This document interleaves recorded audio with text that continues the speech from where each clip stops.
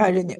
ഹരേ കൃഷ്ണ ഹരേ കൃഷ്ണ ഹരേ കൃഷ്ണ കൃഷ്ണ കൃഷ്ണ ഹരേ ഹരേ ഹരേ രാം ഹരേ രാം രാമ രാമ രാമ രാമ ഹരേ ഹരേ. Julie Mataji ബാക്കിയുള്ളവരെയൊക്കെ mute ചെയ്തതാണ്. Mute ചെയ്തുകൊണ്ടിരിക്കാം. Rukmini Mataji വീണ്ടും വീണ്ടും ഓൺ ആക്കി. അവിടെ TV കിടക്കുന്ന മാതാജി, അതുകൊണ്ട് ഭയങ്കര ആ, ഡിസ്റ്റർബ്.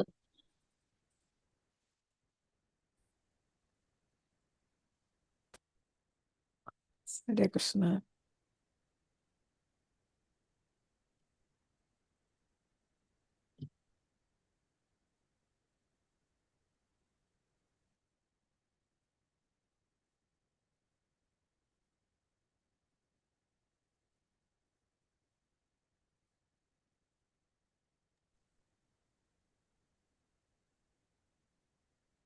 ഹരേ കൃഷ്ണ. എല്ലാവർക്കും പ്രണാമം. ഹരേ കൃഷ്ണ. അപ്പൊ നമ്മൾ ഹരേ കൃഷ്ണ. ഹരേ കൃഷ്ണ മാതാജി ഹരേ കൃഷ്ണ. അപ്പൊ നമ്മൾ വൈഷ്ണവര് പാലിക്കേണ്ട കുറെ കാര്യങ്ങളെ കുറിച്ച് നമ്മൾ പഠിച്ചുകൊണ്ടിരിക്കുക അല്ലേ.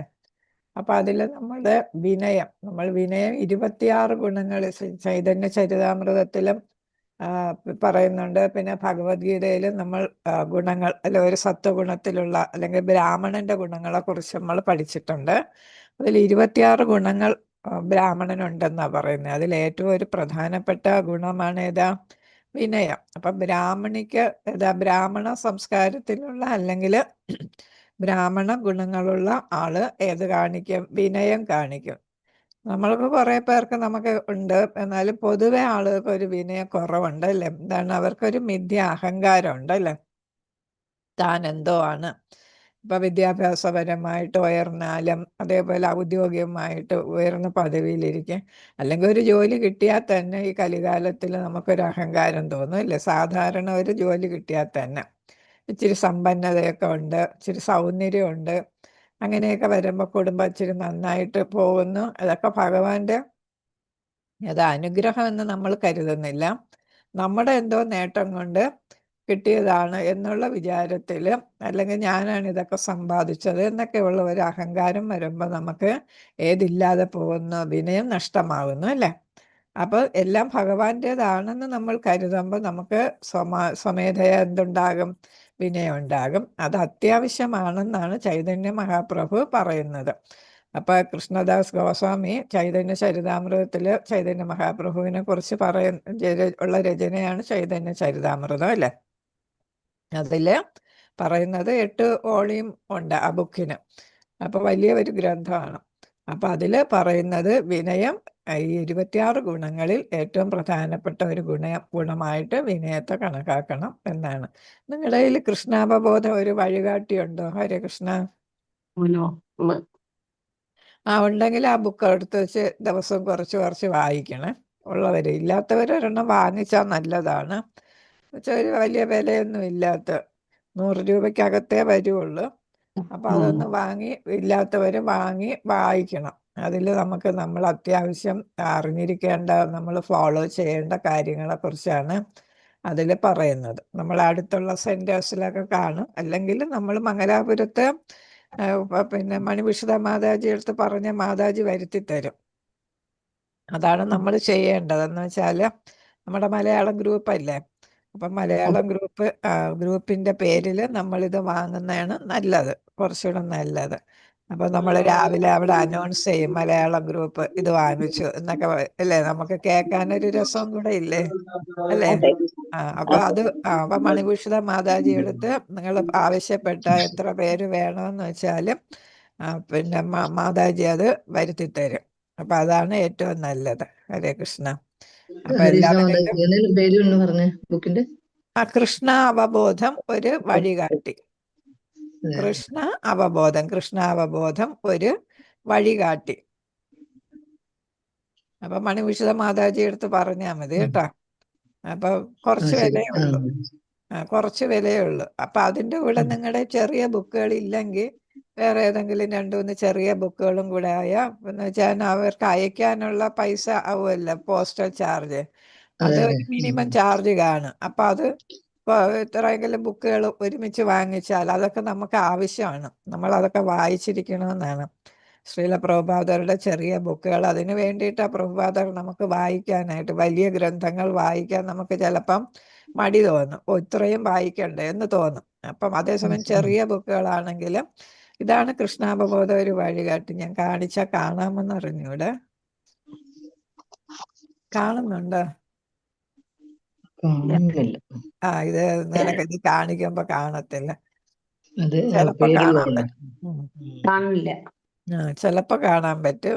ചെറിയൊരു ബുക്കാണ്, നല്ല ബുക്കാ പക്ഷെ. അപ്പൊ എല്ലാവരും അത് വാങ്ങുക. മാതാജി വിളിക്കുമ്പോൾ മാതാജി അതിൻ്റെ കൂടെ ഏത് ചെറിയ ബുക്കാന്നും കൂടെ പറയും.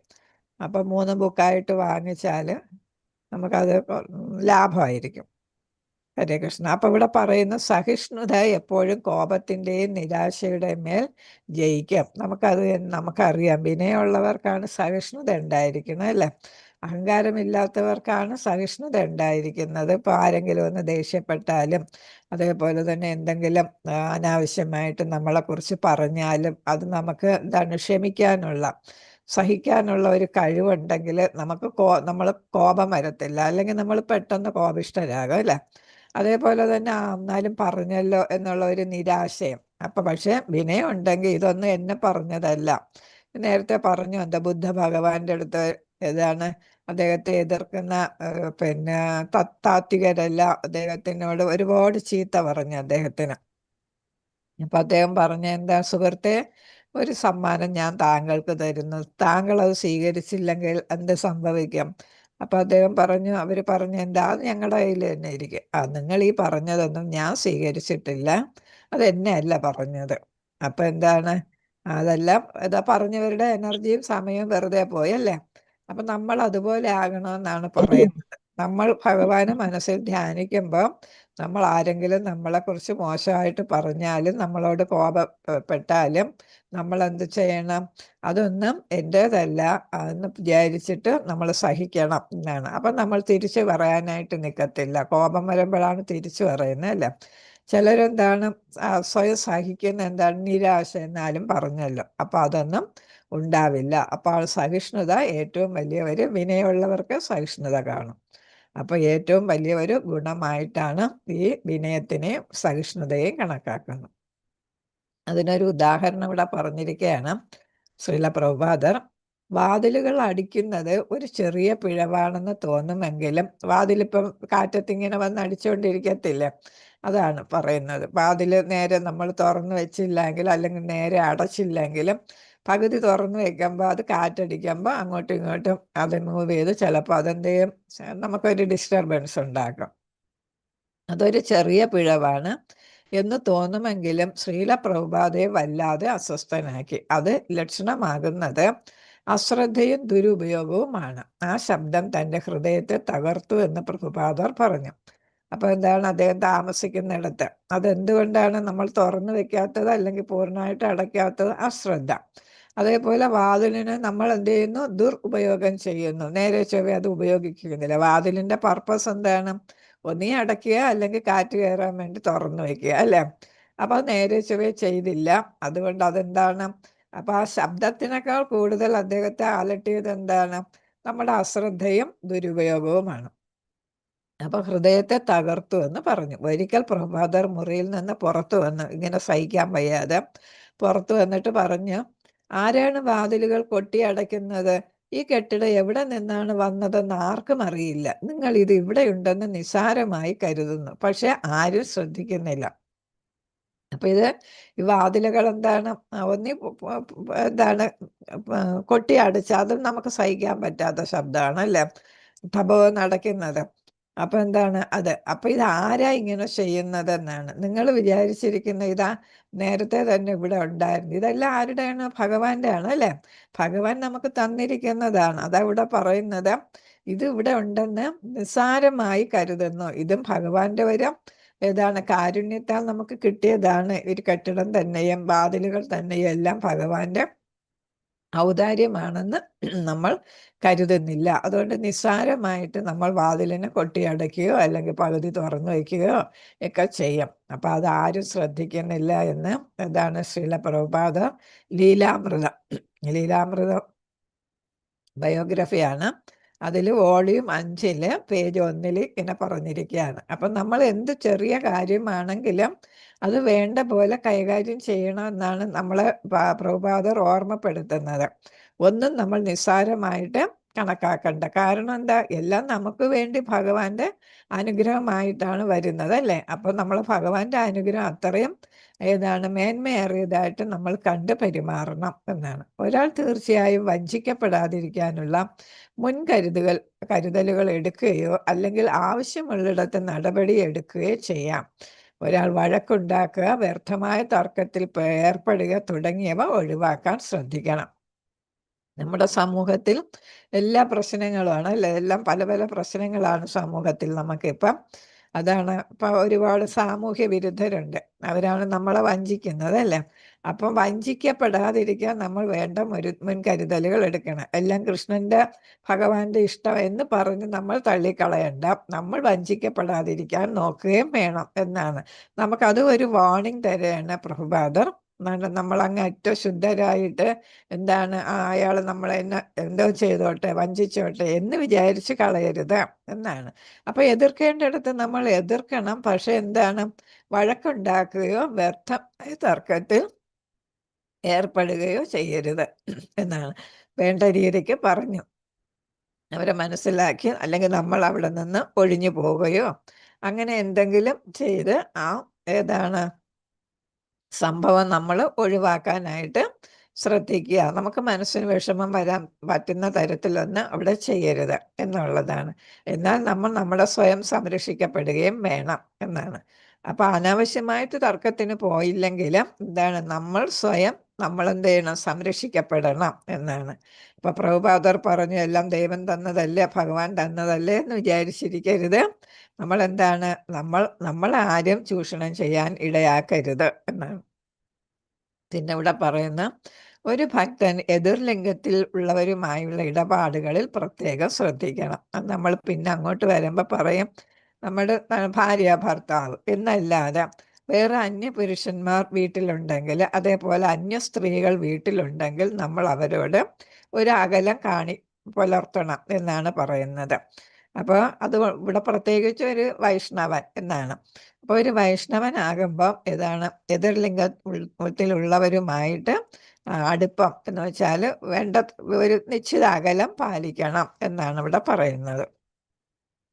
ഒരു ഭക്തൻ സാധാരണ ഇടപാടുകൾ അവഗണിക്കരുതെന്ന് ശ്രീല രൂപ ഗോസ്വാമി പറയുന്നു. മറ്റൊരു വിധത്തിൽ പറഞ്ഞാൽ, ഒരാൾ അടിസ്ഥാനമായ മര്യാദകളും ഔപചാരികതകളും ലൗകികമാണെന്ന് കരുതി അവ ഉപേക്ഷിക്കരുത്. അപ്പൊ ചിലർ വിചാരിക്കും ഞാൻ സ്വയം അതീന്ദ്രിയനാണ് എന്നതുകൊണ്ട് അവ ഉപേക്ഷിക്കാം. അവർ നമ്മൾ ഈശോപനിഷത്തിലാണെന്നുകൊണ്ട് പഠിച്ചെന്താണ്, ഭൗതികമായിട്ടുള്ള വസ്തുക്കൾ നമ്മൾ ഭഗവാന്റെ സേവനത്തിന് വേണ്ടിയിട്ട് അവ ഉപയോഗിക്കണം എന്ന് നമ്മൾ പഠിച്ചിട്ടുണ്ട്. അതീന്ദ്രിയനാണ് എന്ന് വിചാരിച്ചിട്ട് ഇപ്പോൾ കാറ്, അല്ലെങ്കിൽ നമ്മളിപ്പോൾ ഉപയോഗിക്കുന്ന മൊബൈൽ, അല്ലെങ്കിൽ ലാപ്ടോപ്പ് അല്ലേ, മൈക്ക്, ഇതൊക്കെ അതൊക്കെ ഭൗതികമായിട്ടുള്ള വസ്തുക്കളാണ് അല്ലേ. അത് ഞാനിപ്പോൾ വലിയ ഭക്തനാണ്, അതീന്ദ്രിയ തലത്തിലാണ്, അതുകൊണ്ട് ഇതെനിക്കൊന്നും വേണ്ട എന്ന് വിചാരിക്കരുത്. കാരണം അവ നമുക്ക് ഭഗവാന്റെ സേവനത്തിന് വേണ്ടിയിട്ട് ഉപയോഗിക്കാം. ഇപ്പം ഞാൻ മൈക്ക് ഉപയോഗിക്കുന്നു, അതെന്തിനു വേണ്ടിയിട്ടാണ്? ഭഗവാന്റെ സേവനം. നിങ്ങൾ മൊബൈലും ലാപ്ടോപ്പും ഒക്കെ നിങ്ങൾ ഉപയോഗിക്കുന്നു ഭഗവാന്റെ സേവനത്തിന്, ഭഗവാനെ കുറിച്ച് അറിയാനല്ലേ, ശ്രവണത്തിന്, കീർത്തനത്തിന്. അപ്പോൾ അത് നമ്മൾ എല്ലാം അതീന്ദ്രിയ തലത്തിലാണ്, അല്ലെങ്കിൽ ഞാൻ മഹാഭക്തനാണ് എന്ന് വിചാരിച്ച് ഭൗതികമായിട്ടുള്ള വസ്തുക്കൾ വേണ്ടാന്ന് വെക്കരുത്. അവ നമ്മൾ എന്ത് ചെയ്യണം? ഭഗവാന്റെ ആവശ്യങ്ങൾക്ക് വേണ്ടിയിട്ട് ഉപയോഗിക്കണം. അതേപോലെ തന്നെ ഭക്തൻ എന്ത് ചെയ്യണമെന്നാണ്? എല്ലാവരുമായിട്ടും ഇടപെടണം എന്നുള്ളതാണ്. ഇപ്പം ഞാനൊരു ഭക്തനെന്ന് വെച്ചിട്ട് ഞാൻ എൻ്റെ ഭാര്യയെ മാറ്റി നിർത്തുന്നു, അല്ലെങ്കിൽ ഭർത്താവിനെ മാറ്റി നിർത്തുന്നു, കുട്ടികളുമായിട്ട് അകലം പാലിക്കുന്നു. അകലം എന്ന് വെച്ചാൽ അവരെ അങ്ങ് അവഗണിക്കുന്നു അല്ലെ, ബന്ധുക്കള്, അതൊന്നും പാടില്ല. നമ്മൾ ഈ ഭൗതിക ലോകത്ത് ജീവിക്കുമ്പം നമ്മൾ ഭക്തനാണെങ്കിലും ഒരു പരിധിവരെ നമ്മൾ ചെയ്യേണ്ട എല്ലാ കാര്യങ്ങളും ചെയ്യണം. ഇപ്പം ഇവിടെ സാധാരണ ഇടപാടുകൾ എന്ന് പറയുമ്പോൾ, ഇപ്പോൾ വീട്ടിലൊരാൾ വരുന്നു, ഒരു അതിഥി വരുന്നു, അദ്ദേഹത്തിന് എന്ത് ചെയ്യണം? അവരെ നമ്മൾ വേണ്ട പോലെ സൽക്കരിക്കണം അല്ലേ. അടിസ്ഥാന മര്യാദകൾ, ഔപചാരികത, ഇതൊക്കെ നമ്മൾ ലൗകികമാണെന്ന് കരുതി തള്ളിക്കളയരുത്. അവരെ ബഹുമാനിക്കേണ്ട രീതിയെ ബഹുമാനിക്കണം. അവർക്ക് പ്രസാദം നമ്മൾ നൽകണമെന്നുണ്ടെങ്കിൽ പ്രസാദം ഉണ്ടാക്കി കൊടുക്കണം. അങ്ങനെയുള്ള കാര്യങ്ങളൊക്കെ നമ്മൾ ചെയ്യണം. അതൊക്കെ നമ്മുടെ വൈഷ്ണവ തത്വത്തിൻ്റെ അല്ലെങ്കിൽ മര്യാദയുടെ ഭാഗമാണ്. അപ്പോൾ അവിടെ നമ്മൾ അവിടെ എന്തുണ്ടാക്കി കൊടുക്കരുത്, ചിക്കനും മട്ടനും ഒന്നും ഉണ്ടാക്കി കൊടുക്കരുത്. പക്ഷെ എന്താണ്, ഭഗവാൻ ഇഷ്ടപ്പെടുന്ന വസ്തുക്കൾ നമുക്ക് അവർക്ക് ഉണ്ടാക്കി കൊടുക്കാം. ഭഗവാന് കൊടുത്ത് പ്രസാദമായിട്ട് അവർക്ക് നൽകി അവരെ നമ്മൾ എന്ത് ചെയ്യണം, സേവിക്കാം എന്നാണ് ഇവിടെ പറയുന്നത്. അപ്പം നമ്മൾ തികച്ച ലൗകികതയിൽ നിന്ന് വിട്ടുപോകാൻ പറയുന്നില്ല. പിന്നെ എന്താണ്, ലൗകികതയിൽ നമ്മൾ ജീവിച്ചുകൊണ്ട് മുക്താത്മാവായിട്ട് മാറാനായിട്ട് നമുക്ക് സാധിക്കണം എന്നാണ്. ഭക്തർ അവർ ഉപയോഗിച്ച ഏതെങ്കിലും സൗകര്യങ്ങൾ അവർ അതിനെ കണ്ടെത്തി അല്ലെങ്കിൽ അതിലും മികച്ച വൃത്തിയുള്ള സ്ഥിതിയിൽ ഉപേക്ഷിക്കാൻ ശ്രദ്ധിക്കണം. ഇത് പറയും, നമ്മളൊരു വീട്ടിൽ അതിഥിയായിട്ട് പോയി നമ്മളവിടെ എന്ത് ചെയ്തു, കുറച്ച് നേരം തങ്ങി അല്ലെങ്കിൽ ഒരു ദിവസം തങ്ങി. അപ്പോൾ എന്ത് ചെയ്യുന്നു, നമ്മളെ വേണ്ട വിധം സൽക്കരിച്ചു, നല്ല അല്ലെ ബെഡും അതും ഇതുമൊക്കെ തന്ന്, അല്ലെങ്കിൽ അവിടെയുള്ള സൗകര്യം അനുസരിച്ച് നമ്മളെ സൽക്കരിച്ച് നമ്മൾ തിരിച്ചു പോകുമ്പോൾ നമ്മൾ അവിടെ ചെന്നപ്പോൾ അവിടെ എങ്ങനെയായിരുന്നു ഇട്ടിരുന്നത് ആ രീതിക്ക് അവിടെ ഇട്ടിട്ടാണ് വരേണ്ടത്. നമ്മളെന്താണ് ആ ബെഡ്ഷീറ്റൊക്കെ കോലം അല്ലേ അങ്ങനെ എല്ലാം ഒരു അടുക്കും ചിട്ടയില്ലാതെ ഒന്നും നമ്മൾ അവിടെ പെരുമാറരുത് എന്നാണ്. അപ്പോൾ ആ വീട്ടിൽ എങ്ങനെയായിരുന്നുവോ അതേ സ്ഥിതിയിൽ നമ്മൾ ഇടണം. അല്ലെങ്കിൽ അതിനേക്കാളും മെച്ചം കോലം കെട്ട് കിടക്കുകയാണെങ്കിൽ നമ്മളൊന്ന് അടുക്കി വെച്ചിട്ട് വരണം അല്ലേ. അതാണ്. അപ്പോൾ അവർക്ക് മനസ്സിലാവോ ഇതിങ്ങനെയാണ് വയ്ക്കേണ്ടത്, എന്ത് ഭംഗിയാണ് ഇങ്ങനെ വെച്ചപ്പോൾ, അടുക്കും ചിട്ടയോടും കൂടി വെച്ചപ്പോൾ എന്ന് അവർക്കും തോന്നാം. അപ്പോൾ ഇനി അങ്ങനെ വയ്ക്കാം എന്നും അവർ വിചാരിക്കാം. അതാ ഇവിടെ പറഞ്ഞിരിക്കുന്നത്. ഏതെങ്കിലും സൗകര്യങ്ങൾ, ഉപയോഗിച്ച സൗകര്യങ്ങൾ അതിനെ കണ്ടെത്തിയ അതേ തരത്തിൽ അല്ലെങ്കിൽ അതിലും മികച്ച വൃത്തിയുള്ള സ്ഥിതിയിൽ ഉപേക്ഷിച്ച് വരാനായിട്ട് നമ്മൾ ശ്രദ്ധിക്കണം എന്നുള്ളത്. ഇപ്പൊ മനസ്സിലാകുന്നുണ്ടോ ഹരകൃഷ്ണ? ഹരകൃഷ്ണ, ശുചിത്വം നമുക്ക് എവിടെ വേണം, എപ്പോ വേണോ എവിടെ മനസ്സിലാകുന്നു പറഞ്ഞു. ആണെങ്കിലും നമ്മൾ ശുചിത്വം പാലിക്കണം എന്നുള്ളതാണല്ലേ. ഇത് ശുചിത്വമായിട്ടും കൂടെ കണക്കാക്കാം അല്ലേ. ബാഹ്യവും ആന്തരികവുമായിട്ടുള്ള ശുചിത്വം. നമ്മൾ ഓരോരുത്തരോട് ഇടപെടുമ്പോൾ നമുക്ക് ആന്തരിക ശുചിത്വം ഉണ്ടായിരിക്കണം, മനസ്സ് ശുദ്ധമായിരിക്കണം, ബാഹ്യമായിട്ടുള്ള ശുചിത്വം ഉണ്ടായിരിക്കണം. എന്ന് വെച്ചാൽ നമ്മുടെ ശരീരവും അതേപോലെ ചുറ്റുപാടുകളും എല്ലാം നമ്മൾ വൃത്തിയായിട്ട് സൂക്ഷിക്കണം. ശുചിത്വത്തിനും വളരെയധികം പ്രാധാന്യമുണ്ട്. കടമെടുത്ത വസ്തുക്കൾ ഇതിൽ കൃഷ്ണാവബോധത്തിൽ പ്രഭുപാദർ പ്രത്യേകിച്ച് പറയുന്നുണ്ട്. നമ്മുടെ വീടും പരിസരവും പൂജാ സാമഗ്രികളും പൂജാമുറികളും എല്ലാം വളരെ വൃത്തിയായിട്ട്, നമ്മുടെ ശരീരം ദിവസം 2 നേരമെങ്കിലും കുളിക്കണമെന്നാണ്. കുറഞ്ഞത് 1 നേരമെങ്കിലും നമ്മൾ കുളിക്കണം, ശുദ്ധിയുള്ള വസ്ത്രം ധരിക്കണം എന്നൊക്കെ പറഞ്ഞിട്ടുണ്ട്. ശുചിത്വത്തിന് വളരെയധികം പ്രാധാന്യമുണ്ട്. കടമെടുത്ത വസ്തുക്കൾ പരിപാലിക്കുകയും അവരുടെ ഉടമസ്ഥർക്ക് മെച്ചപ്പെട്ട വൃത്തിയുള്ള അവസ്ഥയെ തിരിച്ചു നൽകുകയും വേണം. അപ്പോൾ ഇവിടെയും വൃത്തിയുള്ള എന്ന് പറയുന്നുണ്ടല്ലേ. മെച്ചപ്പെട്ട, നമ്മളൊരു സാധനം വാങ്ങിയാൽ, നമ്മൾ അത്യാവശ്യം സാധനങ്ങൾ കടം വാങ്ങിച്ചാൽ അതെന്ത് ചെയ്യണം, തിരിച്ചു കൊടുക്കണം, സമയത്ത് കൊടുക്കുകയും വേണം. യഥാസമയം ഏറ്റവും നേരത്തെ തന്നെ പറ്റുന്ന സമയത്ത് നമ്മളത് തിരിച്ചു കൊടുക്കണം. പണം കടം വാങ്ങിച്ചാലോ അല്ലെങ്കിൽ സാധനങ്ങൾ കടം വാങ്ങിച്ചാലോ അത്യാവശ്യത്തിന് മാത്രമേ കടം വാങ്ങാൻ പാടുള്ളൂ എന്നുണ്ട്. അല്ലെങ്കിൽ ഉള്ളത് കൊണ്ട് നമ്മൾ തൃപ്തിപ്പെടുക. വാങ്ങിയാൽ എത്രയും പെട്ടെന്ന് അത് തിരിച്ചു നൽകണം. അത് അതേപോലെയോ അല്ലെങ്കിൽ മെച്ചപ്പെട്ട രീതിയിലോ തിരിച്ചു നൽകണം. പവിത്രമായ ഒന്നിലും ഒരാളുടെ പാദങ്ങൾ തൊടരുത്. അല്ലെങ്കിൽ ഒരാൾക്ക് കൈകൊണ്ട് ചെയ്യാൻ കഴിയുന്നത് ചെയ്യാൻ അയാളുടെ പാദങ്ങൾ ഉപയോഗിക്കരുത്. നമ്മൾ അല്ലെങ്കിൽ നമുക്കറിയാം, നമ്മൾ ബുക്ക് അല്ലെ പുസ്തകങ്ങൾ അതൊന്നും നമ്മൾ ചവിട്ടത്തില്ല അല്ലേ. പിന്നെ വിളക്ക് അങ്ങനെയൊക്കെയുള്ള സാധനങ്ങളൊന്നും നമ്മൾ ചവിട്ടത്തില്ല അല്ലേ. നമ്മൾ നേരത്തെയൊക്കെ ആണെങ്കിൽ ശ്രീരാമൻ്റെ ഭക്തരായിരുന്നപ്പോൾ നമ്മൾ എന്താണ്, മുതിർന്നവരുടെ ചെരുപ്പ് പാദരക്ഷകളൊന്നും നമ്മൾ മറികടക്കുകയോ നമ്മൾ ചവിട്ടുകയോ ഒന്നും ചെയ്യത്തില്ലായിരുന്നു അല്ലേ. അച്ഛൻ്റെയോ അമ്മയുടെയോ അല്ലെങ്കിൽ ജ്യേഷ്ഠന്മാരുടെയോ ചേച്ചിമാരുടെയോ ഒക്കെ അവരുടെ പാദരക്ഷകളൊന്നും നമ്മൾ ഉപയോഗിക്കാറില്ല, അത് നമ്മൾ ചവിട്ടാറുമില്ലായിരുന്നു. ഇപ്പോഴും നമ്മൾ കുറച്ച് മോഡേൺ ആയപ്പോൾ അതിനോടൊന്നും ആചാരങ്ങളെയൊക്കെ നമ്മൾ വിട പറഞ്ഞു എന്നുള്ളതാണ്. അപ്പോൾ എന്താണ്, പവിത്രമായ ഇപ്പം പൂവ് അങ്ങനെയൊക്കെ കിടക്കത്തില്ലേ നിലത്ത് കിടന്നാൽ അതൊന്നും എന്താണ് നമ്മൾ കാലുകൊണ്ട് തൊടരുത്. പിന്നെ എന്താണ്, കൈകൊണ്ട് ചെയ്യാൻ പറ്റുന്നതൊന്നും കാലുകൊണ്ട് ചെയ്യരുത്. അപ്പം നമ്മൾ ചിലപ്പോൾ അങ്ങ് ചവിട്ടി നീക്കിയിടും അല്ലേ സാധനങ്ങൾ. അപ്പം അങ്ങനെ ചവിട്ടി നീക്കിയിടാൻ പറ്റാത്ത സാധനങ്ങളാണെങ്കിൽ അത് നമ്മൾ കൈകൊണ്ട് തന്നെ നീക്കിയിടണം എന്നാണ് പറയുന്നത്. നീക്കിയിടുകയോ എടുത്തു മാറ്റുകയോ ഒക്കെ ചെയ്യണം. അപ്പം കാലുകൊണ്ട് ഉപയോഗിക്കാൻ പറ്റുന്നിടത്ത് മാത്രമേ കാല് ഉപയോഗിക്കാവൂ. അല്ലാത്തിടത്തൊക്കെ നമ്മൾ ബഹുമാനപൂർവ്വം കൈകൊണ്ട് തന്നെ അതൊക്കെ കൈകാര്യം ചെയ്യണം. ഒരാളെ കാലുകൊണ്ട് തൊടുന്നത് കുറ്റകരമാണ്. ക്ഷേത്രത്തിലിരിക്കുന്ന ഭക്തരെ മറികടന്ന് ഒരാൾക്ക് നടക്കണമെങ്കിൽ എന്ത് ചെയ്യണം? ഒരാൾ ഉദാഹരണത്തിന് കടന്നു പോകാൻ ആഗ്രഹിക്കുന്നു എന്ന് സൂചിപ്പിക്കാൻ കൈ നീട്ടണം.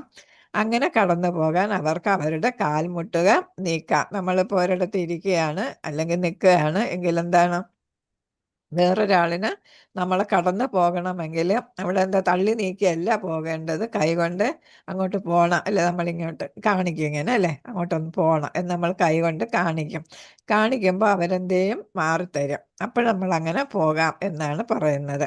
അപ്പോൾ കാലുകൊണ്ട് തട്ടി അങ്ങ് പോകരുത് എന്നുള്ളതാണ്. അപ്പോൾ കാല് നമ്മൾ ഭഗവാന്റെ പാദത്തിനാണ് നമ്മൾ കൂടുതൽ പ്രാധാന്യം കൊടുക്കുന്നത് അല്ലേ. പക്ഷെ നമ്മുടെ പാദം നമ്മൾ വേണ്ട വിധത്തിൽ ഉപയോഗിക്കണം എന്നുള്ളത്. ചവിട്ടാനും തൊഴിക്കാനും ഒന്നും നമ്മുടെ പാദം ഉപയോഗിക്കരുത്.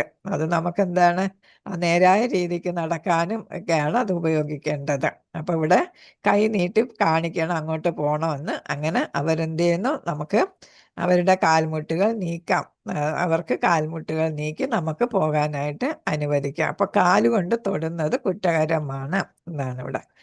ആകസ്മികമായി ഒരാൾ ഒരു ഭക്തനെ കാലുകൊണ്ട് സ്പർശിച്ചാൽ എന്ത് ചെയ്യും എന്നുള്ളതാണ്. വലത് കൈകൊണ്ട് ആ ഭക്തന്റെ ശരീരത്തിൽ മൃദുവായി സ്പർശിച്ച് തൻ്റെ തലയെ തൊടുക. ഇത് കുറ്റം അസാധുവാക്കുന്നു. നമ്മൾ മുതിർന്നവരെയൊക്കെ അല്ലെങ്കിൽ നമ്മൾ അങ്ങനെ ചെയ്യല്ലേ. ചവിട്ടിയാൽ എന്ത് ചെയ്യാം? നമ്മൾ എന്താണ്, കൈ കൊണ്ട്, വലത് കൈയാണ് ഉപയോഗിക്കേണ്ടത്. വലത് കൈ തലയിൽ വെക്കുക. തൊട്ട് തലയിൽ വയ്ക്കാം.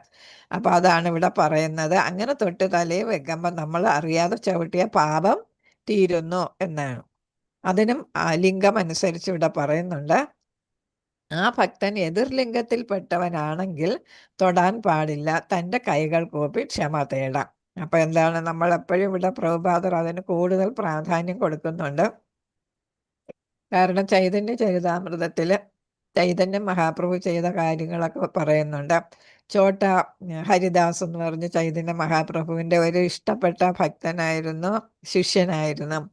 അപ്പോൾ ഒരു മാതാജിയെ എന്താണ് മോശമായ ദൃഷ്ടിയോടെ നോക്കി എന്നും പറഞ്ഞിട്ട് ആ ഒറ്റ കാരണം കൊണ്ട് തന്നെ അദ്ദേഹത്തെ ശിഷ്യത്വത്തിൽ നിന്ന്, അതേപോലെ തന്നെ അദ്ദേഹത്തിൻ്റെ സഭയിൽ നിന്നും പുറത്താക്കി.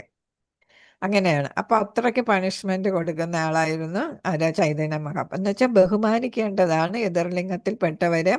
നമ്മൾ ഭാര്യ ഭർത്താവ് കഴിഞ്ഞാൽ എന്താണ്, നമ്മളെല്ലാവരെയും ബഹുമാനിക്കേണ്ടവരാണ്. എതിർലിംഗത്തിൽപ്പെട്ടവരെയും നമ്മൾ മോശമായ ദൃഷ്ടിയോടെ നോക്കാൻ പാടില്ല എന്നാണ്. അങ്ങനെ ഒരു എതിർലിംഗത്തിൽപ്പെട്ട ഇപ്പോൾ ഒരു പുരുഷൻ അല്ലെങ്കിൽ പ്രഭു ഒരു മാതാജിയെയാണ് ചവിട്ടിയതെങ്കിൽ എന്താ ചെയ്യേണ്ടത്? തൊട്ട് പറയല്ല വേണ്ടത്, തൊട്ട് തൊഴുകയല്ല വേണ്ടത്. മറിച്ച് എന്താണ്, കൈകൾ കൂപ്പി ക്ഷമ ചോദിക്കാം എന്നാണ് പറയുന്നത്. അപ്പോൾ ക്ഷമിക്കൂ എന്ന് കൈകൂപ്പി പറയണം എന്നാണ്. ക്ലാസ്സുകൾ, സെമിനാറുകൾ ശല്യപ്പെടാതിരിക്കാൻ എല്ലാം നാം ബോധവാന്മാരായിരിക്കണം. ഉദാഹരണത്തിന് ക്ഷേത്രമുറി, സെമിനാർ മുറിക്ക് തൊട്ടു പുറകിലുള്ള സംഭാഷണങ്ങൾ നമുക്കില്ല എന്ന് ഉറപ്പുവരുത്തുക. നമ്മൾ ക്ഷേത്രത്തിൽ വെച്ചാണ് പല ക്ലാസ്സുകൾ, ഇസ്കോൺ ക്ഷേത്രത്തിലല്ലേ, ആ റൂമിൽ വെച്ച് തന്നെ ക്ലാസ്സുകളൊക്കെ എടുക്കുന്നത്, സെമിനാറുകളൊക്കെ നടത്തുന്നത് അവിടെ വെച്ചാണ്. അപ്പോൾ എന്താണ്, മറ്റുള്ളവരുടെ ശല്യം അവിടെ ഉണ്ടാകാനായിട്ട് പാടില്ല. അത് നമ്മൾ ഉറപ്പ് വരുത്തണം. മറ്റുള്ളവർ ശല്യം ചെയ്യാനായിട്ട് അപ്പുറത്തെ മുറിയിലുള്ള ബഹളങ്ങളൊന്നും നമ്മുടെ ക്ലാസ്സിനെയും സെമിനാറിനെയും എന്താണ് ശല്യം ചെയ്യില്ല എന്ന് നമ്മൾ ഉറപ്പാക്കി വേണം ക്ലാസ്സുകൾ നടത്താനെന്നാണ്. സഹഭക്തരോടുള്ള മര്യാദ എന്ന നിലയിൽ കുട്ടികൾ നിശബ്ദത പാലിക്കുന്നിടത്തോളം ക്ലാസ്സുകളിൽ, സെമിനാറുകളിൽ അവരെ ഇരുത്താം. അവർ ക്ലാസ്സുകൾ, പ്രോഗ്രാം എന്നിവയെ തടസ്സപ്പെടുത്താതെ ഒരു സ്ഥലത്ത് അവരെ പരിപാലിക്കാൻ ശ്രദ്ധിക്കണം. അപ്പോൾ കുഞ്ഞുങ്ങളുമായിട്ട് ക്ഷേത്രത്തിൽ വരുമ്പോഴോ ക്ലാസ് അറ്റൻഡ് ചെയ്യാനായിട്ട് വരികയോ ചെയ്യുന്നവരെന്ത് ചെയ്യണം? മറ്റുള്ള ഭക്തന്മാർക്ക് അതൊരു ശല്യമാകരുത്. കുഞ്ഞുങ്ങളെ നമുക്ക് കളഞ്ഞിട്ട് വരാൻ പറ്റൂലല്ലേ. അപ്പോൾ അവരെയും കൂടെ നമുക്ക് കൊണ്ടുവരേണ്ടി വരും. അങ്ങനെ കൊണ്ടുവരുമ്പം മറ്റുള്ളവർക്ക് അതൊരു ബുദ്ധിമുട്ടാകാതെ നമ്മൾ അവരെ സംരക്ഷിക്കണം എന്നാണ്. ക്ലാസ് നടക്കുകയാണെങ്കിൽ ഒരു അകന്ന് കുട്ടിയുടെ ശബ്ദം ഇവർക്ക് തടസ്സം വരാത്ത രീതിക്ക് നമ്മൾ നോക്കണം. അപ്പോൾ അതൊക്കെ നമ്മൾ ശ്രദ്ധിക്കേണ്ടത്. നമ്മൾ പലപ്പോഴും ക്ഷേത്രത്തിൽ കുട്ടികളുടെ ബഹളം കാരണം ക്ലാസ് നടക്കാത്ത അല്ലെങ്കിൽ പൂജാ സമയത്തുള്ള ബഹളം ഒക്കെ നമ്മൾ കാണാറുണ്ട്. അപ്പോൾ അതൊക്കെ നമ്മൾ ശ്രദ്ധിക്കണം. നമ്മൾ വിചാരിക്കുമോ കുഞ്ഞുങ്ങൾ ഭഗവാൻ ഇഷ്ടമാണ് കുഞ്ഞുങ്ങൾ ബഹളം വയ്ക്കുന്നത് എന്ന് വിചാരിക്കും അല്ലേ, കുട്ടിയല്ലേ എന്ന് നമ്മൾ പറയല്ലേ. അപ്പം കുട്ടിയാണെങ്കിലും ഏതാണ് ഈ ക്ലാസ്സും പൂജാ സമയം അലങ്കോലപ്പെടുത്താതെ നമ്മൾ ശ്രദ്ധിക്കണം കുട്ടികളെ എന്നാണ്. കൊണ്ടുവരുന്ന ആരാണ് കൊണ്ടുവരുന്ന അവർ ശ്രദ്ധിക്കണം. ഭക്തർ കരുതൽ ഉള്ളവരായിരിക്കുകയും രാത്രി 8:30 മുമ്പ് വിളിക്കുകയും വാചക സന്ദേശങ്ങൾ അയക്കുകയും വേണം. മറ്റുള്ളവരെ മൊബൈൽ ഫോൺ ഗ്രൂപ്പുകളിൽ അവരുടെ അനുമതിയോടെ മാത്രം ചേർക്കുക. ഇതൊക്കെ നമ്മളിപ്പോൾ സാധാരണ ചെയ്യും. നമ്മൾ ഫോൺ വിളിക്കുന്നതൊക്കെ ചിലപ്പോൾ രാത്രി 11 മണിക്കൊക്കെ ആയിരിക്കും അല്ലേ. അപ്പോൾ എന്താണ് നമ്മൾ ഇവിടെ ഉദ്ദേശിക്കുന്ന 3 മണിക്ക് എണീക്കുന്നവരാണ് ഭക്തർ പലരും അല്ലേ. 3 മണിക്ക് എണീറ്റ് നാമജപത്തിൽ പങ്കുചേരുന്നവരാണ്. പിന്നെ അല്ലെങ്കിൽ 4 മണിക്ക് എണീറ്റ് റെഡിയായി 4:30 ആരതിക്ക് പങ്കെടുക്കേണ്ടവരാണ്. അപ്പോൾ അവരെല്ലാം നേരത്തെ അത് കാരണം ഉറങ്ങേണ്ടവരാണ്. 9 മണിക്കോ അല്ലെങ്കിൽ 10 മണിക്ക് മുമ്പ് ഉറങ്ങേണ്ട. 3 മണിക്കാണെങ്കിൽ നേരത്തെ 9 മണിക്കൊക്കെ ഉറങ്ങണം. അതുകൊണ്ടാണ് പറയുന്നത് നമ്മളല്ലാതെയും ഫോൺ ചെയ്യുമ്പോൾ ഭക്തരല്ലാത്തവർക്കും നമ്മൾ ഫോൺ ചെയ്യുമ്പോൾ എന്ത് ശ്രദ്ധിക്കണമെന്നാണ്. 8:30 മുമ്പ് അവർ ഫോൺ ചെയ്ത് പറയേണ്ട കാര്യങ്ങളൊക്കെ ചെയ്യുക. രാത്രിയിൽ 12 മണിക്കും സന്ദേശങ്ങൾ വരുന്ന കാണാം അല്ലേ മൊബൈലിൽ. അപ്പോൾ ഒരു ശബ്ദം കേൾക്കും അല്ലേ. ചിലരപ്പോഴത് അവർക്കൊരു ഉറക്കം മാറും എന്താണെന്നുള്ള ശബ്ദം കേൾക്കുമ്പം. അപ്പോൾ അതുമൊക്കെ നമ്മൾ ശ്രദ്ധിക്കണമെന്ന്. വാചക സന്ദേശങ്ങൾ അയക്കുകയും ചെയ്യരുത്. ഇതാണ് 8:00 ശേഷം. അതുപോലെ തന്നെ നമ്മളിപ്പോൾ ഏതെങ്കിലും ഗ്രൂപ്പിൽ നമ്മളുണ്ടെങ്കിൽ ആ ഗ്രൂപ്പിൽ നമുക്ക് ഇഷ്ടമുള്ളവരെയൊക്കെ അങ്ങ് ചേർക്കാം. അങ്ങനെ ചേർക്കാനും പാടില്ല. അവരുടെ അനുവാദത്തോടു കൂടിയേ നമ്മൾ അവരെ ഗ്രൂപ്പുകളിൽ ചേർക്കാൻ പാടുള്ളൂ എന്നാണ്. ഇപ്പോൾ ഒരു ഗ്രൂപ്പിൻ്റെ അഡ്മിനാണ് ചിലരെന്ന് വെച്ചാലും അവരെന്താണ് ഇഷ്ടമുള്ളവരെയൊക്കെ അങ്ങ് ചേർക്കാം. പക്ഷേ ഈ ചേർത്തവർക്കൊന്നും ഇതിലൊന്നും താല്പര്യമുള്ളവരായിരിക്കത്തില്ല. അപ്പം അതുകൊണ്ട് എന്താണ് അവരോട് ചോദിക്കുക, ചേർക്കട്ടോ താല്പര്യമുണ്ടോ എന്നൊക്കെ ചോദിച്ച് വേണം നമ്മൾ അവരെയൊക്കെ പെടുത്താൻ. ഭക്തർ എപ്പോഴും മറ്റുള്ളവരോട് ദയ കാണിക്കാൻ പരമാവധി ശ്രമിക്കണം. അപ്പം നമ്മൾ ഈ 8:30 ശേഷം ഫോൺ വിളിക്കുന്നതും മെസ്സേജ് അയക്കുന്നതും ഗ്രൂപ്പിലൊക്കെ അനുമതിയില്ലാതെ ചേർക്കുന്നതൊക്കെ ദയയില്ലായ്മയാണ് കാണിക്കുന്നത്. അപ്പം നമ്മൾ എല്ലാവരോടും ദയ കാണിക്കാനായിട്ട് നമ്മൾ ശ്രമിക്കണം. ഹരേ കൃഷ്ണ. സംശയം ഉണ്ടെങ്കിൽ ചോദിച്ചോളൂ. ഹരേ കൃഷ്ണ. കേൾക്കുന്നതിലൊക്കെ സംശയമുണ്ടോ? നമ്മൾ ഓരോരുത്തരും ഇതൊക്കെ ഇതുവരെ ചെയ്തുകൊണ്ടിരുന്നവരായിരിക്കും. അപ്പോൾ ഇനിയെങ്കിലും അത് ശ്രദ്ധിക്കണം. ഇതൊക്കെ ചെയ്യാതിരിക്കാം. പകൽ സമയമോ ഒക്കെ അല്ലെങ്കിൽ വൈകിട്ടോ സന്ധ്യാസമയത്ത് എല്ലാവരും പ്രാർത്ഥനയിലായിരിക്കും. ആ സമയമൊക്കെ നമ്മൾ നോക്കണം. നമ്മൾ പിന്നെ ഒരാളിനെ കുറിച്ച് നമുക്കൊരു ഏകദേശ രൂപം ഉണ്ടായിരിക്കും അല്ലേ. അപ്പോൾ അവർ ഇന്ന സമയത്ത് ഇന്നതായിരിക്കും ചെയ്യുക എന്ന് നമുക്കൊരു ഏകദേശ രൂപം കാണാം. അതനുസരിച്ച് വേണം അവരെ ഫോണിൽ വിളിക്കാനും അവർക്ക് മെസ്സേജൊക്കെ വിടാനും. അപ്പോൾ എന്താണെങ്കിലും 8:30 മുമ്പ് ഇതൊക്കെ ചെയ്ത് തീർക്കണമെന്നാണ് പറയുക. നമുക്ക് നല്ലതാണ്. നമുക്ക് നേരത്തെ ഉറങ്ങാനുള്ള സമയമാണ് അല്ലേ. അത് നമ്മൾ നേരത്തെ അപ്പോൾ ഉറങ്ങുക. നമുക്ക് മിനിമം 6 മണിക്കൂറെങ്കിലും വിശ്രമം വേണം. തലച്ചോറിന് വിശ്രമം കൊടുക്കണം. 6 മണിക്കൂർ മിനിമം. അപ്പോൾ സാധാരണ ആളുകൾക്ക്, പിന്നെ അസുഖവും പ്രായപൂർത്തിയായവർക്കൊക്കെ അതിനേക്കാളും കൂടുതൽ സമയം ചിലപ്പോൾ വേണ്ടി വരും. എങ്കിലേ നമുക്ക് ഭക്തിയുത സേവനം പോലെ ചെയ്യാനായിട്ട് പറ്റും. 3 മണിക്കും 4 മണിക്കും ഒക്കെ എണീക്കണമെങ്കിൽ അതിനനുസരിച്ച് നമ്മൾ നേരത്തെ ഉറങ്ങി നമ്മുടെ ശരീരത്തിനും മനസ്സിനും ബുദ്ധിക്കും ഒക്കെ വിശ്രമം കൊടുക്കണം. അടുത്ത പ്രചാരണം നടത്തുന്നതാണ് പ്രീച്ചിങ് എന്ന് പറയുന്നത് അല്ലേ. അപ്പം ഞാൻ ചെയ്തുകൊണ്ടിരിക്കുന്നത് ഒരു തരത്തിലുള്ള പ്രീച്ചിങ് ആണ്, പ്രചരണമാണ് അല്ലേ ഞാൻ ചെയ്യുന്നത്. എനിക്കറിയാവുന്ന കാര്യം ഞാൻ എന്ത് ചെയ്യുന്നു, നിങ്ങളുമായിട്ട് പങ്കിടുന്നു അല്ലേ. അപ്പോൾ അത് ഒരു പ്രചരണമാണ്. ഭഗവാനെക്കുറിച്ചുള്ള കാര്യങ്ങൾ മറ്റുള്ളവർക്ക് പകർന്നു കൊടുക്കുന്നതാണ് പ്രചരണം എന്ന് പറയുമ്പം. അപ്പം വാക്കുകളെക്കാൾ ഉച്ചത്തിൽ പ്രവർത്തികൾ സംസാരിക്കുന്നതിനാൽ നമ്മുടെ പ്രവർത്തനങ്ങളും പെരുമാറ്റവുമാണ് ഏറ്റവും നല്ല പ്രചാരണം. അപ്പം സംസാരിക്കുന്നതിനേക്കാൾ മെച്ചം ചെയ്ത് കാണിക്കുന്നതാണ് അല്ലേ. ഇപ്പം നമ്മൾ ഗാന്ധിജി ആണെങ്കിൽ പറയുന്ന കാര്യം അതേപോലെ പ്രവൃത്തിയിൽ കാണിച്ചിരുന്ന ആളാണ് അല്ലേ ഗാന്ധിജി. അപ്പം കുറച്ച് സംസാരിക്കും, കൂടുതൽ പ്രവർത്തിക്കും. പ്രവൃത്തിയിലൂടെ ആണ് കാണിക്കുക. മറ്റുള്ളവർക്കൊരു മാതൃക പുരുഷനോ അല്ലെങ്കിൽ സ്ത്രീയോ ആയിട്ട് മാറും അവർ. അപ്പൊ പറയുന്നതിനേക്കാൾ കൂടുതൽ പ്രവർത്തിക്കുക, അതാണ് വേണ്ടതെന്നാണ് പറയുന്നത്. അപ്പം നമ്മൾ കേട്ട കാര്യം ചിലപ്പോൾ മറന്നു പോയിരിക്കും, അതേസമയം കണ്ട കാര്യം കൂടുതൽ മനസ്സിൽ പതിയും, അല്ലേ? കാണുന്ന കാര്യം കൂടുതൽ. അപ്പോൾ ഓഡിയോ വിഷ്വൽ എന്ന് നമ്മൾ പറയല്ലോ, വിഷ്വലാണ് നമ്മുടെ മനസ്സിൽ കൂടുതൽ പതിയുന്നത്. മുമ്പ് ഏതാണ് ടി വിയിലെ റേഡിയോ, ഓൾ ഇന്ത്യ റേഡിയോ ശബ്ദരേഖ ഉണ്ടായിരുന്നു, അല്ലേ? സിനിമയുടെയൊക്കെ ശബ്ദരേഖ ഓർക്കുന്നുണ്ടാവും ചിലര്. ഉം. ഓർക്കുന്നുണ്ടോ ശബ്ദരേഖ? അത് അപ്പം നമ്മൾ സിനിമ കണ്ടിട്ടുണ്ടെങ്കിൽ ആ ശബ്ദരേഖ കേൾക്കുമ്പോൾ ആ സീൻസ് എല്ലാം നമ്മുടെ മനസ്സിൽ ഇങ്ങനെ വരും, അല്ലേ? കണ്ടിട്ടില്ല എങ്കിൽ നമുക്ക് അത്രയ്ക്ക് അത് നമ്മളെ ഇമ്പ്രസ് ചെയ്യത്തില്ല, മനസ്സിൽ അത്രയ്ക്ക് പതിയത്തില്ല. അതേസമയം ആ സിനിമ കണ്ടാലോ, അപ്പൊ കാണുന്നതാണ് കേൾക്കുന്നതിനേക്കാൾ കൂടുതൽ പ്രയോജനകരം. അതുകൊണ്ടാണ് ഇവിടെ പ്രഭാതർ പറഞ്ഞിരിക്കുന്നത്, നമ്മൾ സംസാരിക്കുന്നതിനേക്കാൾ എന്ത് ചെയ്യണം? കൂടുതൽ പ്രവർത്തികൾ ചെയ്യണം. ചെയ്യുമ്പോഴാണ് അതിന് കൂടുതൽ ഏത് വരുന്നത്, ഇഫക്റ്റ് ഉണ്ടാകുന്നത്, സ്വാധീനം ഉണ്ടാകുന്നത്.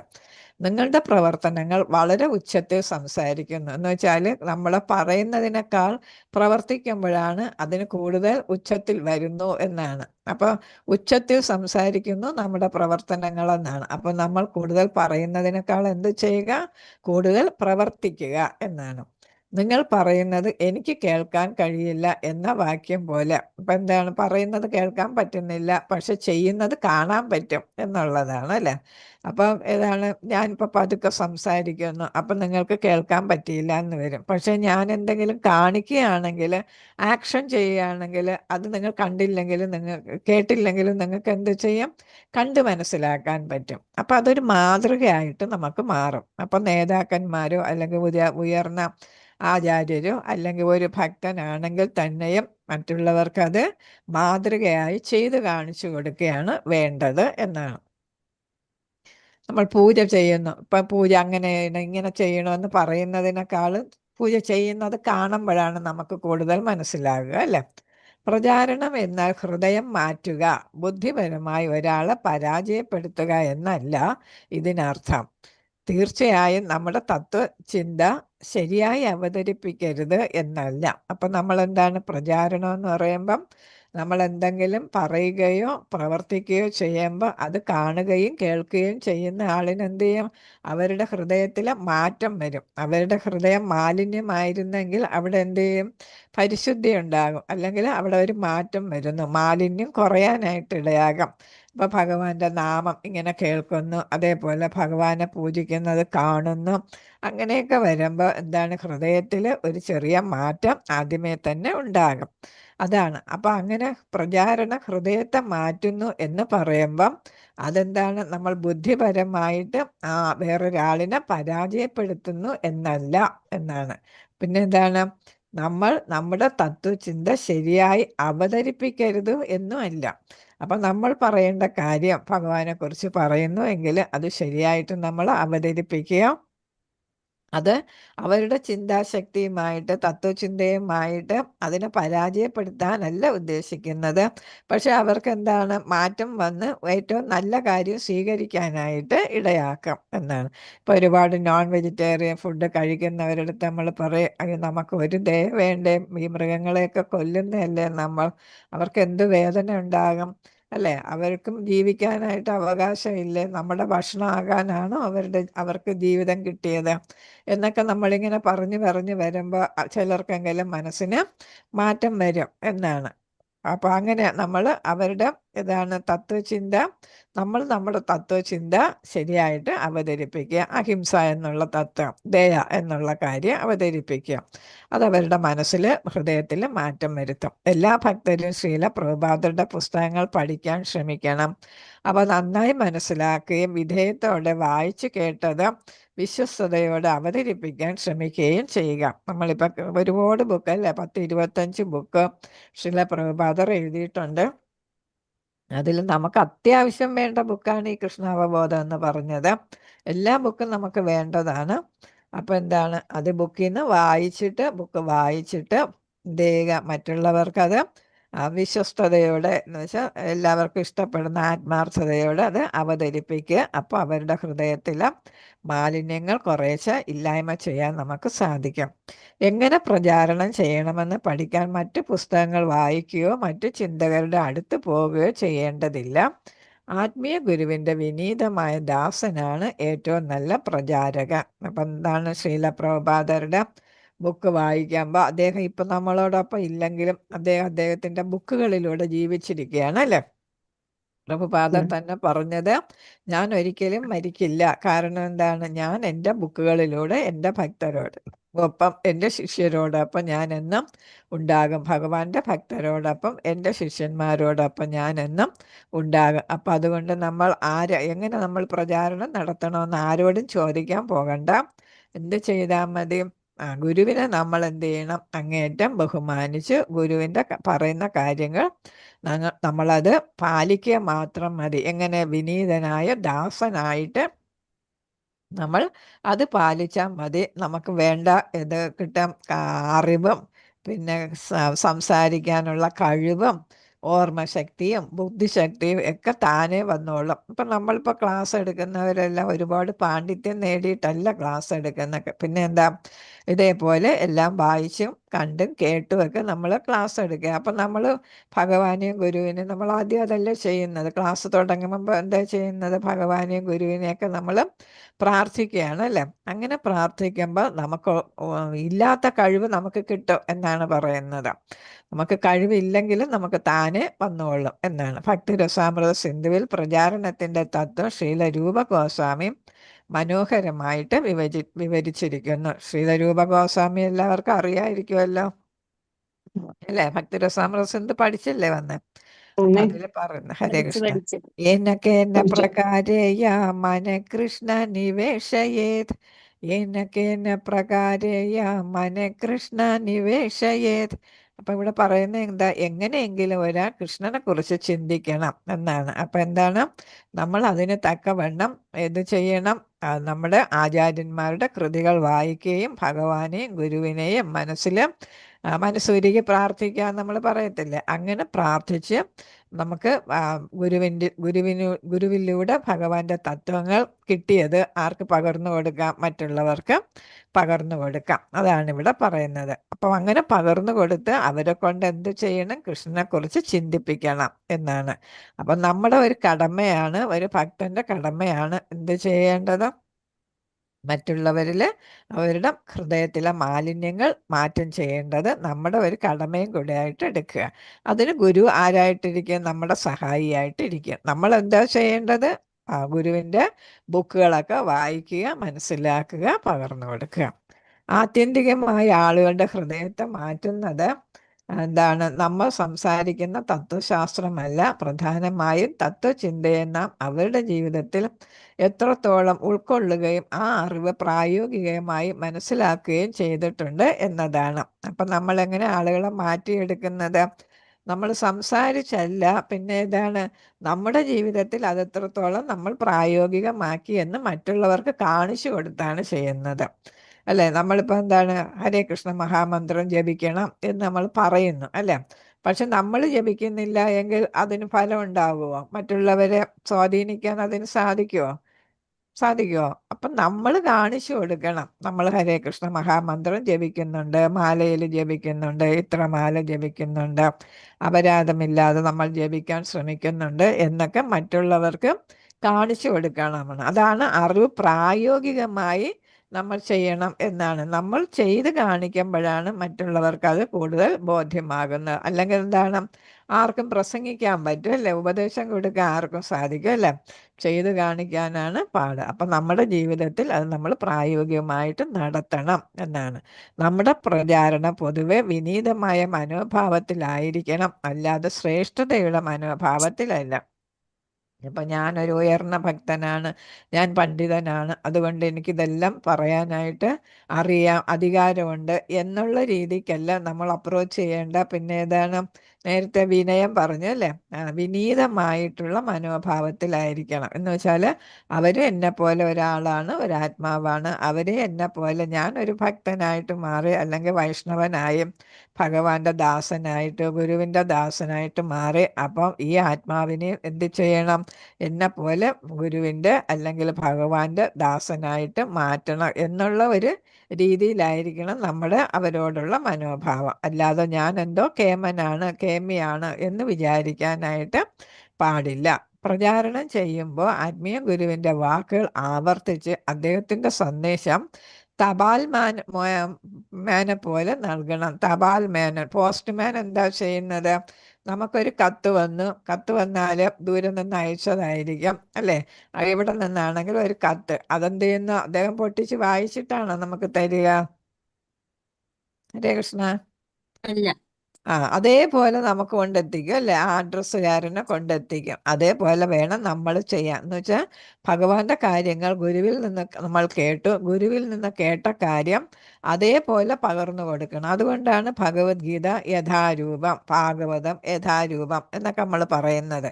അപ്പോൾ ഭഗവാനിൽ നിന്ന് എന്താണോ കേട്ടത് അത് അതേ രൂപത്തിൽ, യഥാരൂപത്തിൽ നമ്മൾ പകർന്നു നൽകണം. പോസ്റ്റ്മാൻ അതാണ് ചെയ്യുന്നത്. നമ്മൾ ഒരിക്കലും മുമ്പത്തെ ആചാര്യന്മാരെക്കാൾ കൂടുതൽ നമുക്കറിയാമെന്ന് കരുതരുത്. നമ്മൾ വിചാരിക്കുമോ പണ്ഡിതനാണ്, അപ്പോൾ കുറച്ചുകൂടി അതിൽ കൂടെ കുറച്ചും കൂടെ ചേർത്ത് കൊടുക്കാം, ആചാര്യൻ പറഞ്ഞതിന് കുറച്ചുകൂടി അഡിഷൻ ആയിട്ട് കൊടുക്കാം എന്ന് നമ്മൾ കരുതരുത് എന്നാണ്. അവരുടെ വാക്കുകൾ വിധേയത്തോടെ പ്രചാരണം ചെയ്യുന്ന തോതിലാണ് നമ്മൾ ശക്തീകരിക്കപ്പെടുന്നത്. അപ്പം ഇപ്പം നമ്മൾ ശ്രീല പ്രഭുപാദരുടെ വാക്കുകൾ അതേപോലെ നമ്മൾ എന്ത് ചെയ്യണം? മറ്റുള്ളവർക്ക് പകർന്നു കൊടുക്കണം. ഇപ്പം ഞാനിപ്പോൾ പകരുന്നതാണെങ്കിൽ ശ്രീല പ്രഭുപാദരുടെ വാക്കുകൾ അതേപോലെയാണ് പകർന്നു തരേണ്ടത്. ഞാനൊന്നും കൂട്ടിച്ചേർക്കേണ്ടത്. അതിന് കൂടുതൽ എക്സ്പ്ലനേഷൻ കൊടുക്കുക അല്ലേ? അടിസ്ഥാനപരമായിട്ടുള്ള കാര്യം അത് തന്നെ ആയിരിക്കണം. അത് നമ്മൾ മനസ്സിലാകുന്ന തരത്തിൽ എന്ത് ചെയ്യാം? നമുക്കതിന് എക്സ്പ്ലെയിൻ ചെയ്യാം അല്ലേ? വിവരിക്കാം. അതാകാം. ഹരേ കൃഷ്ണ. നമുക്കിവിടെ നിർത്താം. ഒരുപാട് കേട്ടാൽ മനസ്സിൽ തങ്ങത്തില്ല. ഹരേ കൃഷ്ണ.